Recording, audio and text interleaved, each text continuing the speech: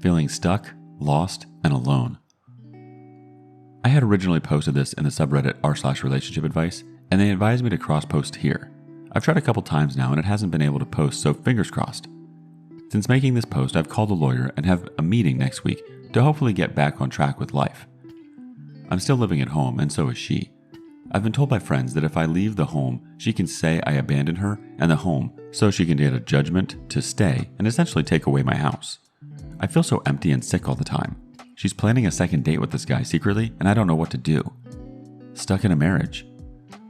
I'm a 30 male married to a 30 female.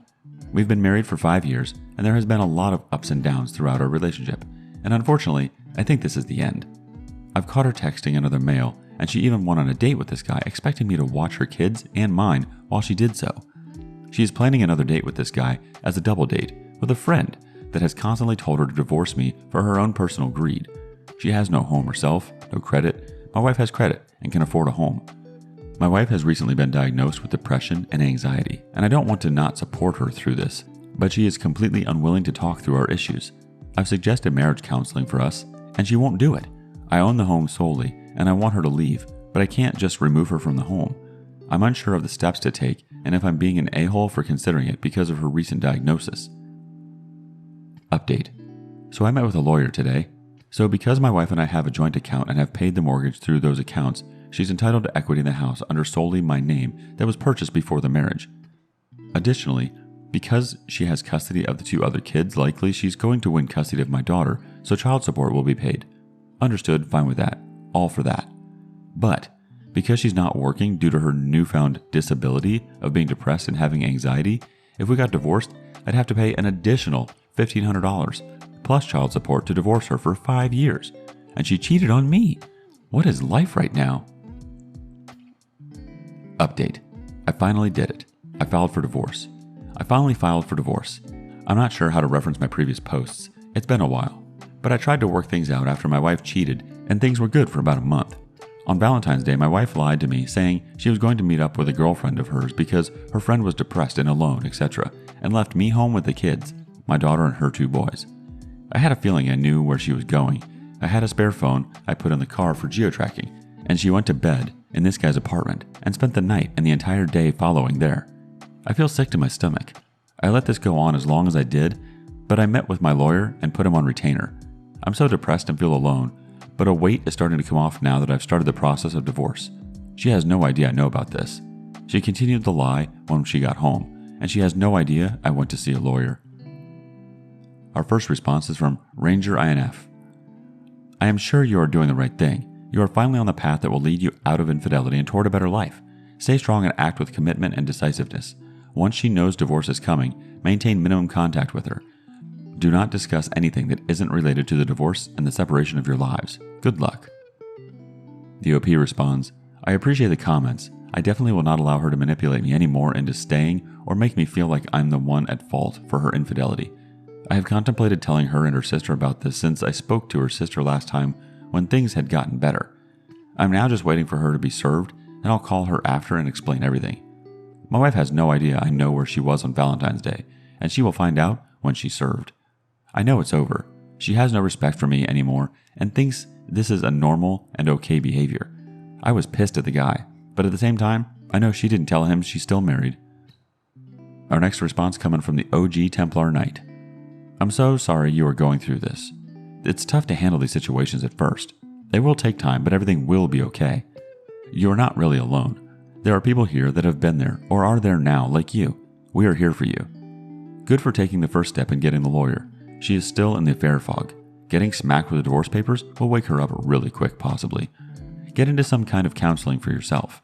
Once the divorce papers drop, get ready for the, I'm sorry, I want to fix us, blah, blah, blah. Understand and remember your marriage is dead. No reason to stay together for the kids. Start exercising and get into or back into some hobbies you enjoy. Start enjoying more things with the kids, even hers. Do or do not include her. That's up to you.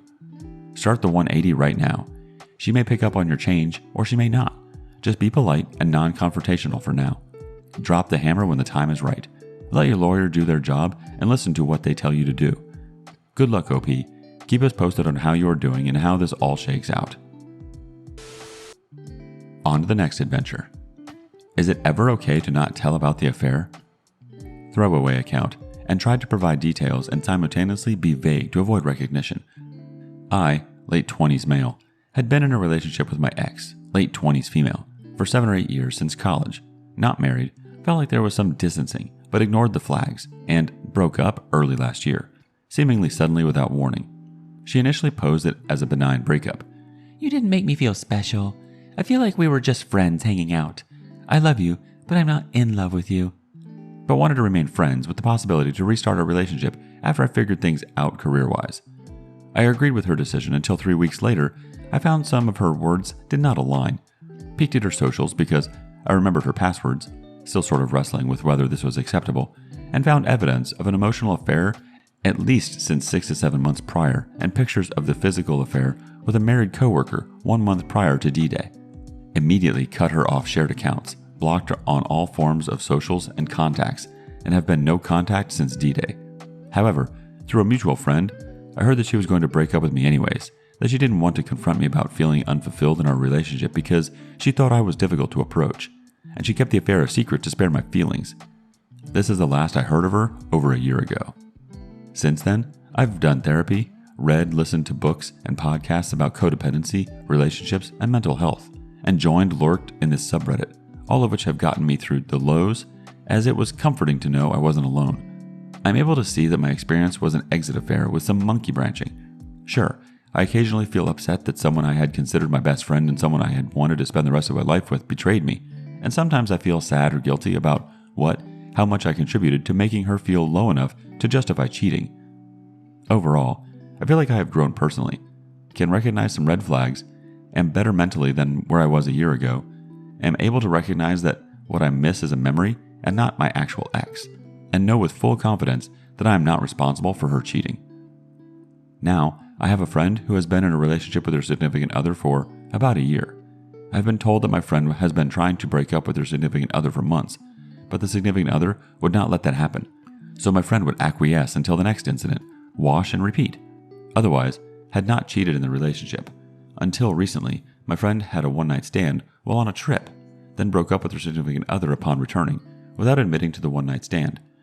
In speaking with other people who know about the situation, they have said that telling the significant other of the one-night stand wouldn't do anything now, but cause unnecessary damage, especially since the relationship is for sure over. This is where I'm having difficulty weaving through my thoughts, as this recent situation has tickled some old wounds. I can understand if my friend felt like they were not in a safe space to break up before the one-night stand, whether it be to avoid physical harm, manipulation, etc., and only after returning felt encouraged to break up. I can also understand that telling the ex-significant other of the one-night stand, cheating, could needlessly traumatize the ex-significant other after they've already broken up. The questions that rack my brain are as follows. Is my friend's situation anything like my own? Was my ex-partner right and considerate to not tell me about the affair because she was going to break up anyways? Should the ex-significant other know about the one-night stand? Am I making excuses and being sympathetic to a cheater by understanding why not admitting to the one-night stand could be the kinder thing to do just because the cheater happens to be my friend? As always, thank you for your insight. Even if it was not directed at me, reading everyone's insight into other people's situations and feelings, even if it was a harsh reality, was comforting. I'm happy to answer some questions. Update. Hi everyone. I think I'm just looking for a place to rant and gain some wise input, kindness, comfort, validation, or tough love from internet strangers. My usual self-assurances seem to be less effective this week. I have a previous post that details D-Day, but I can bring it up again if people would like to know more details on this thread. Please feel free to ask. Since then, I've followed the protocol of going no contact since D-Day, starting therapy, recently moved to a different state, and started going to the gym more consistently. Thanks to my supportive friends, therapy, and this group, I feel like I'm not alone and my feelings and experiences are valid. However, this week has been rough and has left me feeling pretty sad about the way things played out. Some of her statements when we broke up have started playing in my mind again, such as, "You didn't make me feel special," and "You were too afraid to talk about our future." I think I'm feeling guilt about these statements, because through therapy, I realized that there is truth in these statements, as I was in a bit of a rut at this point. I put so much pressure on myself to succeed, to satisfy her, and one-up myself every time. Then I started losing myself and became paralyzed with fear and worried that I wasn't performing satisfactorily and didn't know how to ask for help. and my inactions made her feel lonely. I became codependent. As I have come to understand it, cheating wasn't the sole reason why we broke up, but was a symptom of a bigger issue. And I feel guilty that, through my actions or inactions, I am responsible for this aspect of the failure of our relationship. I am mad that she didn't bring up her concerns sooner so that we could work it out before ending it disastrously, because I know for sure I would have sought help with therapy, something I was already starting to consider, and done anything I could to start healing myself and our relationship. Although I understand that people in relationships change, and I'm not entitled to a relationship with her, nor do I have a say in how she decides to deal with things, I am upset that it feels like I never had the chance to discuss or work things out. Aside from ending things as a romantic partner, I'm bummed that I lost her as a best friend. If it was truly a benign breakup, then I could maybe picture, or at least try, still being a friend. However, in a conversation I had with her friend a year ago, 1 year after D-Day, and with whom I've blocked and also gone no contact, she said, "The wayward partner has asked me not to reach out to you out of respect for our friendship," followed by a bunch of patronizing platitudes. The phrasing in this makes me think that my ex has demonized me to make it seem like reaching out to me would be disrespectful. I'm trying to be kind and remind myself that some weeks will be better than others, but I can't help but miss my best friend, or at least the memory of her. I'm sad that she may have become someone unrecognizable and has probably demonized me, someone that she once called her best friend. I thought we would have been great partners, with similar life goals, humor, and interests before I found out about the questionable morality, lying, betraying, hiding, and cheating. I'm trying to be patient and follow everyone's advice. It usually takes 3 to 5 years to get over cheating, grieve like it is a death, remind myself of all the things that made her a terrible partner. The poor outcome doesn't invalidate the positive experiences and lessons I've had. Invest in my interests. But it's just been pretty hard this week. Our first reaction is from recent cauliflower 477. You miss the old her probably, wouldn't like the new her anyway. There isn't one good reason to cheat, not one. Break up, divorce, communicate. No contact is hard, but imagine if you did stay friends. Could you watch another kiss, her or him? Could you watch them hold hands, hug, etc.? The OP responds, "Thank you for keeping it real. You're right. I tell myself all the time that there's no turning back after what she's done. There is no way a true friend or partner would treat their friends or significant other with betrayal. It shows that she either really didn't consider me a friend or partner, or that she is capable of justifying these actions against her friends. If she cared, she would have supported and communicated." Next thought from Abbott Master Lives. OP, the more you think about her, the more pain that you are going to experience. The girl that betrayed me did it over 5 years ago, and it still hurts, and my heart races when I think about it. Hence, I don't think about it, or delve deep for life lessons that have me blowing on the hot coals over and over so I can get burned yet again. Instead, I'm glad it's over and I was able to go on and have a great marriage and life. Let her go and let the wound she gave you truly heal. Independent Fuel wanted to add to the conversation. Hun, always remember that she could have talked to you before cheating. She could have come to you and said, "Let's address these issues together. First, are you okay?" Because normally, if one partner isn't giving the affection they normally do, besides cheating, it's normally because there's something else going on. Depression, family death, etc. Our next comment from Virtue 1977. I think you're on the right track. Continue therapy. Codependency is strong or was strong in your case, and I think that's what you keep looking for in your memory, trying to grab any hint of something good that she had, and you shouldn't care what she says about you. You are in a new life. You can do it. I believe in you. Edit. Nothing justifies cheating. Zugabooga wanted to offer some advice. I'm sorry. I'm so similar to you. In 4 months it will be 2 years since my D-Day. I was in a deep depression and not the same as I once was, but I still loved my wife and we talked every day. I just couldn't talk to her about what I was feeling inside. At the same time, she met several guys and they filled what void I had left in her, and I still to this day ask why couldn't she just have said something to me. I think the answer though is that she wanted to cheat and just use the convenient excuse of my depression. I don't know if this helps you or not, but I thought I would mention that. OP closes us out. I'm glad to hear that I'm not alone in these confusing feelings, but also sorry to hear that we are similar due to these circumstances. I think hearing that we are not alone in this is incredibly helpful and oddly comforting, and I thank you for being vulnerable with me. Thank you for your support, and I'm sending support back to you. We can get through this. While there is no guarantee that I would have woken up and filled the void if she had just said something, I would have at least had a chance, not that I'm entitled to one, nor was she obligated to give one. I don't know if this is applicable to where you are currently in your healing, but I try to remind myself that in the moments where I am in a funk, I still deserve to be loved. I deserve to be respected, and I deserve someone who cares enough about me to make an effort to reach out and help me out of the funk rather than abandon me.